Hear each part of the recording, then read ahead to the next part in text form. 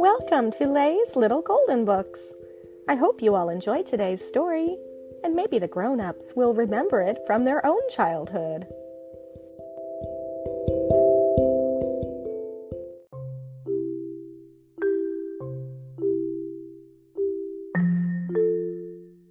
Walt Disney's Santa's Toy Shop, adapted by Al Dempster, a little golden book from 1950. Way up north in the land of ice and snow stands a cozy little house, and beside the front door hangs a neat little sign. S. Claus, says the sign, because that is who lives there, Santa Claus. Mrs. Santa Claus lives there too, of course.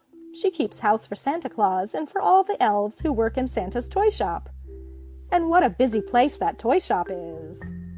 In the doll department, and the train department, and the game and building set department, and dozens of departments up and down the halls. Happy little Christmas elves are busy all year long, making and trying out the toys. Oh, everyone is busy in Santa's toy shop, but Santa Claus is busiest of all. He shows the doll makers how to paint on smiles. "I'll take a day off soon," says Santa Claus, "and play." But letters keep coming from boys and girls, wanting talking dolls and cowboy boots, rocking horses and fireman suits. "I'm just too busy," Santa Claus sometimes says. "I never have time to play with the toys."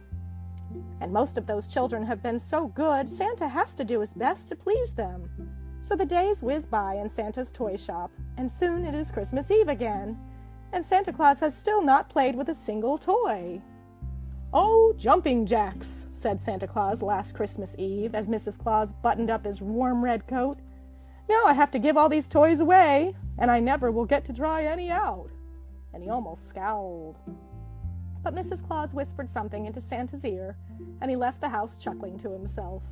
"Wonderful idea," the reindeer heard him say as they waited at the door, hitched to the heaped-up sleigh.